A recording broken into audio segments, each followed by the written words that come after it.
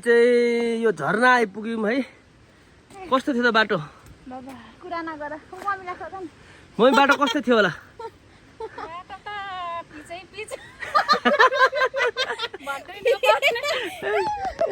म यस्तो भएछ है मेरो हिलिया चाहिँ पसिनाले भिजेछ।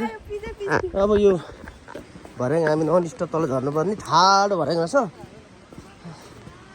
अब भरे उकालो चढ्ने बेला चाहिँ बिहोस हुने रहेछ।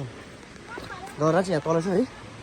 यो चाहिँ कहाँको झरना भन्दाखेरि यो नुवाकोट यो ककनीको फुङफुङ झरना रानी पौवा हुँदै यो फुङफुङ झरनामा आयौँ हामी है। आज चाहिँ हामी आफ्नै फ्यामिली छ, बिनु त्यहाँ मम ड्याडी एन्ड मी चाहिँ यस्तो पसिना भएको है। यो हेर्नु त यस्तो ठाडो भर्याङमा त कसरी चढ्नु हो भरे बा यस्तो भर्याङ रहेछ। ल हामी चाहिँ फाइनली अब पुग्नेछौँ। फाइनली हामी चाहिँ झर्ना आइपुग्यौँ है।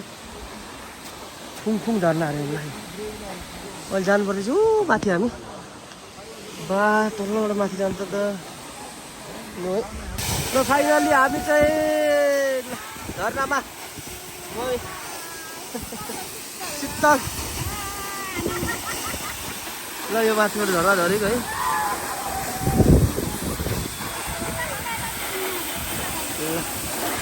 अनि म फाइनली मेरो पनि यहाँ पनि झर्नु मजा छैन।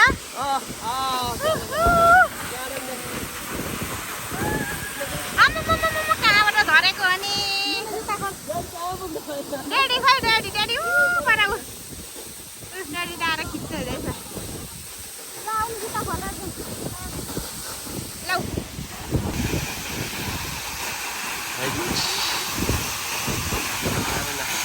रेट अफ यो त उकालो आम्मा त्यो भर्याङ त यस्तो उकालो छ है।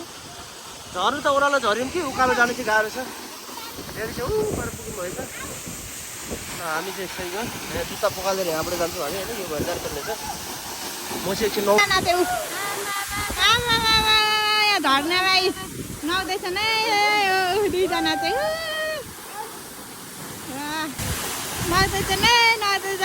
दुईजना मोटेहरू यहाँबाट झरेको छ। हामी चाहिँ उहाँ माथिदेखि आएको अहिले टुप्पेमा पुरा त बिहोस हुन्छ हामी है। मम्मी मम्मी त्यहाँ बसेर हेर्ने हुँदैछ गर्दै।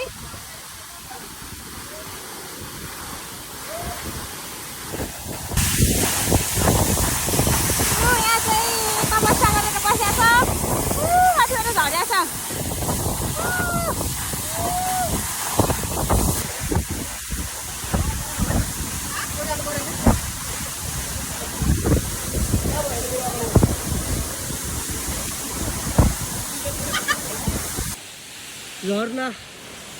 झर्ना त हेऱ्यो कि माथि उफ्रिनु चाहिँ लास्टै गाह्रो हुनेछ। लु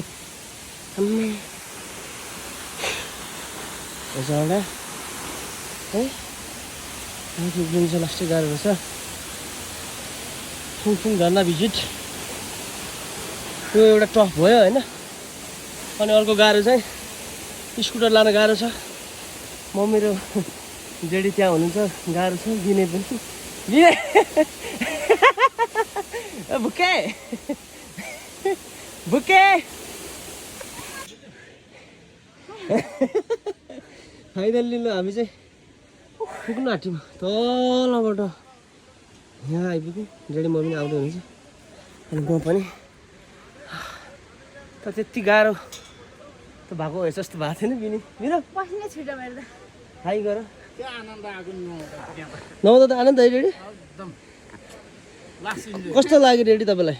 एकदम रमाइलो लाग्यो। रमाइलो लाग्यो रेडी। दुःख गरेर आए पनि मम्मी तपाईँलाई गएपछि चाहिँ एकदम रमाइलो। ठाउँ चाहिँ राम्रो रहेछ रमाइलो एकदम आनन्द है मम्मी। तर हिँड्नु अलिक गाह्रो। तर तपाईँहरू जस्तो उमेरको मान्छे त आएको फर्स्ट टाइम तपाईँहरू नै होला यसरी भ्यालीबाट भ्याली बाहिरबाट कि कसरी बहिनी? धेरै यङहरू आउँदो रहेछन् हैन। तर हाम्रो ड्याडी त्यत्रो हिँड्नु भएको होइन। सबैजना दङ्ग पर्दै हुनुहुन्थ्यो है। आउनुहोस् भिजिट गर्नु। बुढाबुढी चाहिँ गाह्रो हुन्छ होला है। ल हामी चाहिँ अब त्यहाँ माथि पुग्नु। त्यहाँ माथि त्यहाँ माथि पुग्नु चाहिँ उ त्यो झन्डा भएको ठाउँमा त्यो पछि चाहिँ स्कुटर पर राखेको छौँ अनि अब राखेको 10 मिनेटको बाटो हजुर अनि त्यहाँबाट हामी स्कुटर फेरि बाटो माथि ल निस्किन्छ है त पछि फेरि देखाउनु तपाईँहरूलाई मेरो ब्लगमा ल उतेले ठोकियो के यस्तो टफ बाटो हुँदै है काहीँ चाहिँ मान्छे ओह्राल्दै हिँडाउँदै बाटो यस्तो छ हामी चाहिँ यहाँ स्कुटी तर यो स्कुटी एकदम बलियो रहेछ है म चाहिँ यो स्कुटी कुद्दैन जस्तो लागेको थियो यस्तो माथि भिरमा पनि भयो हामी चाहिँ बाटो यस्तो त्यहाँबाट हिँड्दै हिँड्दै आयौँ अनि रमाइलो भयो मिनु कस्तो भयो कस्तो भयो त पिच रोड छ भनेर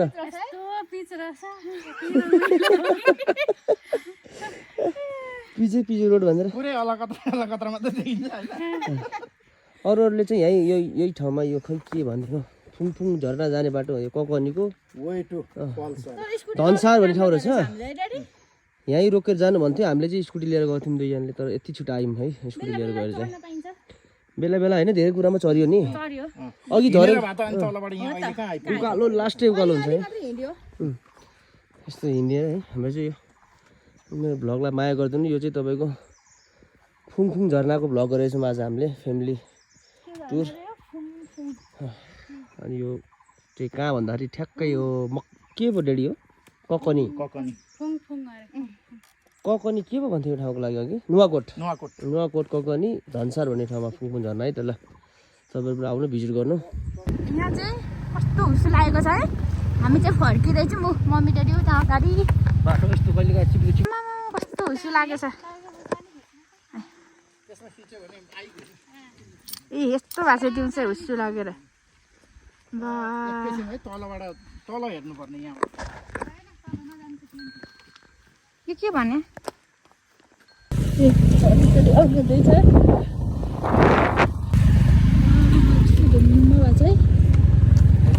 टाढामा है खालखालमा धेरै टाढा आइया छ बाटो फेरि बिचमा यस्तो छ कि होइन छ अलिक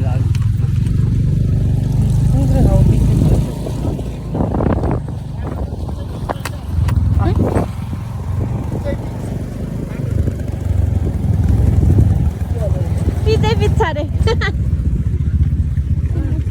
महिलाहरू चाहिँ पछाडि आउनु हुँदैछ हजुर पुरै बाटो हेर न यहाँ बाटो पनि यस्तो छ गमराङहरू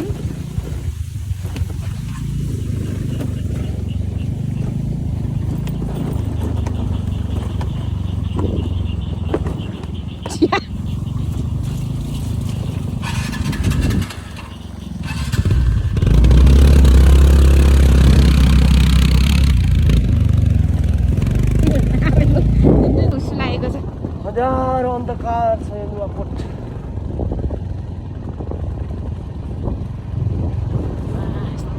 लागेको छ हेर्नुहोस् त गाइस ल ट्राउट खान बस्यो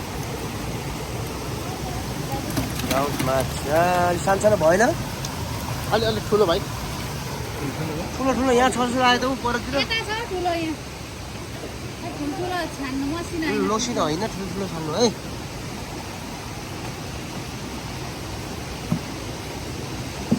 ल ट्राउट खान आइयो ट्राउट यसरी खेती गर्नुपर्नेछ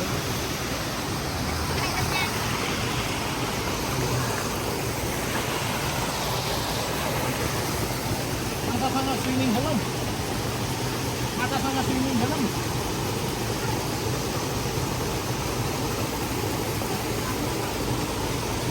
यहाँको बस्न आनन्द रहेछ नि अब हामी चाहिँ ट्राउट माछा खाँदैम है यो ताकेश्वर भन्ने ठाउँमा आएर ट्राउट माछा अब खाने मगाएको छौँ हाम्रो ड्याडी हुनुहुन्छ अनि तपाईँलाई देखाउनु पर्ने मेन भनेको चाहिँ यहाँको मौसम यस्तो हेर न बादल क्लाउडी चाहिँ यस्तो क्या तपाईँको घरमा हेर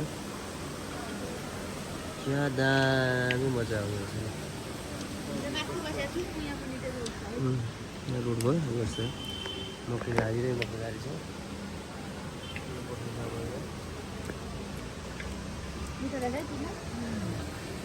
फ्लावर चाहिँ लास्टै मन पऱ्यो है मलाई चाहिँ फ्लावर अस्ट्रेलिया यहाँनिर हाम्रो माछा ट्राउट माछा नै आयो अस्ति